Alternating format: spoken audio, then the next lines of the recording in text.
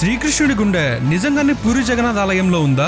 సాక్షాత్తు జగన్నాథుడే ప్రత్యక్షమయ్యి తనకు పరమభక్తుడైన ఇంద్రద్యుమ్నుడితో జరిపిన సంభాషణ ఏంటి? వరదాత అయిన ఆ లోకనాయకుడు తన కళ్ళ ముందు ప్రత్యక్షమైనప్పుడు ఇంద్రద్యుమ్నుడు కోరిన కోరిక ఏంటి? అసలు ఇప్పటికీ మిస్టరీలను ఛేదించే వారిని పూరి క్షేత్రం వైపు ఆకర్షించే మిస్టరీ అయిన బ్రహ్మ పదార్థం అంటే ఏంటి? ఇలాంటి ప్రశ్నలన్నిటికీ సమాధానాన్ని తెలుసుకోవాలంటే ఈ వీడియోని చివరి వరకు చూడండి.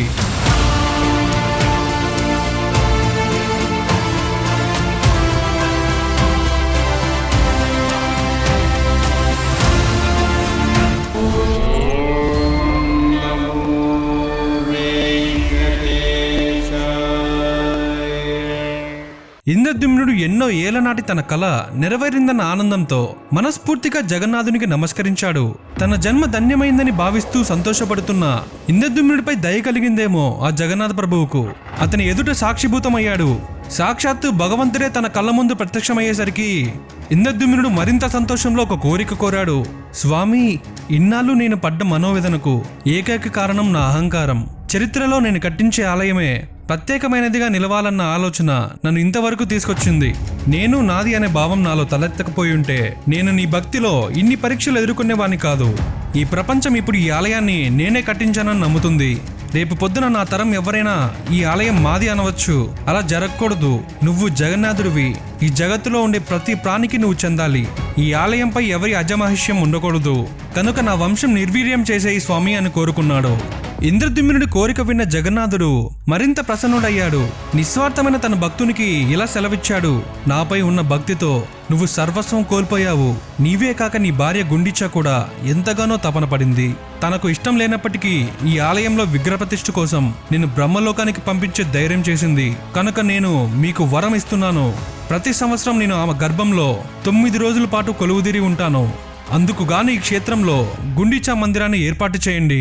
నా మూల విగ్రహాలను ప్రతి ఏటా ఆషాఢ మాసంలో 9 రోజులు ఆలయం నుండి రథాల మీదుగా గుండిచా మందిరానికి తరలించాలి. ఈ తరలింపు రథయాత్ర అనే పేరుతో ఉత్సవంగా జరపాలి.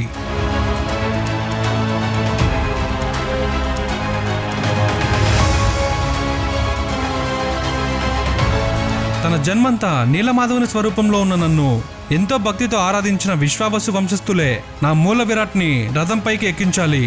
నన్ను ఇక్కడ నిలబెట్టేందుకు నీతో పాటు ఈ జగన్నాటకంలో మరో ముఖ్యమైన పాత్ర పోషించిన విద్యాపతి మొదటి భార్య సంతతికి నాకు అర్చకత్వం చేసే భాగ్యాన్ని కల్పిస్తున్నాను. విద్యాపతి రెండో భార్య లలితకు పుట్టిన సంతతి నాకు ప్రతిరోజు నివేదించే భోగాన్ని వండి పెట్టాలి. ఈ జగత్తులో నా భక్తులందరినీ నేను రెప్ప అర్పకుండా ఓ కంట కనిపెడుతూ ఉంటాను. అందుకే నా విగ్రహాలకు రెప్పలు ఉండరాదు.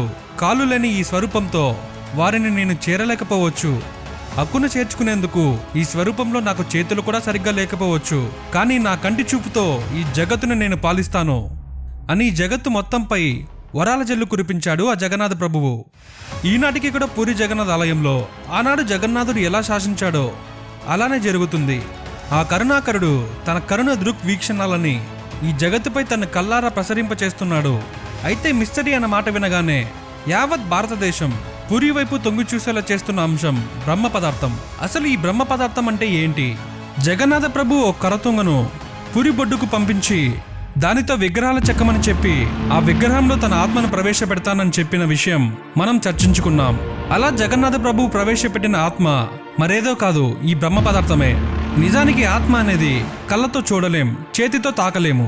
ఈ బ్రహ్మ పదార్థాన్ని కూడా ఎవ్వరూ కళ్ళతో చూడరాదు. అలాగే చేతితో తాకరానిదే అయినప్పటికీ ఇది ఒక ఘన పదార్థం.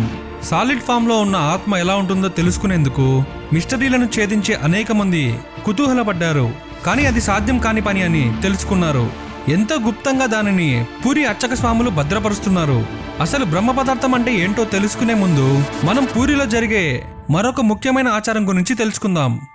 ఇంచుమించు ప్రతి 12 సంవత్సరాలకు ఒకసారి వచ్చే అధిక ఆషాఢ మాసంలో జగన్నాథుడికి కొత్త మూల విరాట్ను తయారు చేస్తారు. ఎన్నో నియమ నిబంధనలను పాటిస్తూ తయారు చేసిన కొత్త విరాట్ మూర్తులలో పాత మూర్తులలో ఉండే బ్రహ్మ పదార్థాలను ప్రవేశపెడతారు. ఈ ప్రక్రియ చాలా పకడ్బందీగా జరుగుతుంది. అర్ధరాత్రి వేళ ఆలయంలో ఉన్న దీపాలన్నింటినీ ఆర్పేసి కటిక చీకటిలో 4 అర్చక స్వాముల కళ్ళకు చేతులకు గుడ్డలు చుడతారు. ఆ తర్వాత అర్చక స్వాములు అడుగులు లెక్క పెట్టుకుంటూ జగన్నాథ, బలభద్ర, సుభద్రాదేవి ఇంకా సుదర్శనుని విగ్రహాల వద్దకు వెళ్తారు. ఆ విగ్రహాలలో ఉండే బ్రహ్మ పదార్థాలను గుడ్డలతో కప్పబడిన తమ చేతులను తీసి ఆ పక్కనే ఉంచబడిన కొత్త విగ్రహాల్లోకి ప్రవేశపెడతారు.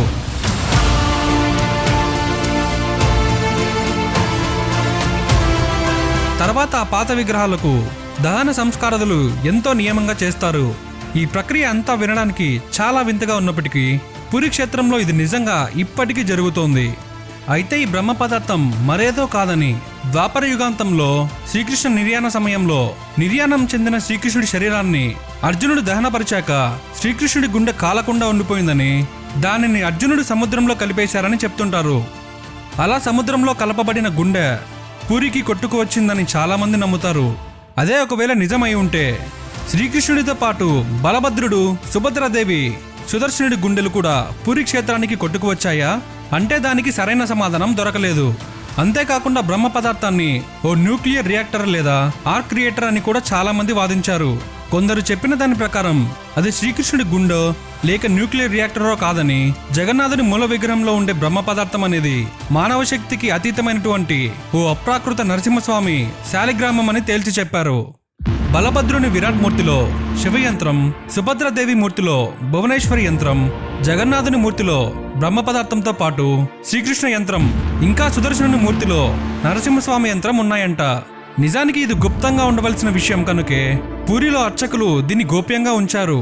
అయితే ఓ అబద్ధాన్ని నిజమని భ్రమలో కొందరు అది ఓ న్యూక్లియర్ రియాక్టర్ అని భావించి దానిని బయటకు తీసుకుని వస్తే ప్రపంచానికి ఏదో మంచి జరిగిపోతుందని అపోహపడే కొంతమంది సైన్స్ మేధావులకు నిజం తెలియడమే మంచిదని భావిస్తున్నాం. అయితే అది ఖచ్చితంగా శాలిగ్రామమేనా అంటే ఏమో, ఎవరు దాన్ని చూడలేదు, తాకలేదు. ఓ బ్రిటిష్ అధికారి దానిని చూసేందుకు ప్రయత్నించి చనిపోయాడు. మరి మానవ శక్తికి అతీతమైనవి చూడకూడదు, తాకకూడదు అనే నిబంధనలు ఉన్న పదార్థాలను తాకాలనుకోవడం, చూడాలనుకోవడం గాని అపరాధమని జగన్నాథ ప్రభువు మనకు చెప్పకనే చెప్పారేమో. ఏదేమైనప్పటికీ బ్రహ్మ పదార్థం మాత్రం శ్రీకృష్ణుడి గుండె కాదు, అలాగే అదేదో న్యూక్లియర్ రియాక్టర్ అయితే అంతకంటే కాదు, ఖచ్చితంగా నరసింహ శాలిగ్రామమే అయింటుందని చాలా మంది నమ్ముతున్నారు. మరి మీరేమనుకుంటున్నారో కమెంట్స్లో చెప్పండి. అది కృష్ణుడి గుండె అయినా నరసింహస్వామి శాలిగ్రామమైనా ఎంతటి భాగ్యమో కదా. ఈ వీడియో మీకు నచ్చితే లైక్ చేయండి. బ్రహ్మ పదార్థం గురించి అనేక అపోహలతో ఉన్న వాళ్ళకి ఈ వీడియోని షేర్ చేయండి. ఇలాంటి మంచి కంటెంట్స్ కోసం మా ఛానల్ని సబ్స్క్రైబ్ చేసుకోండి.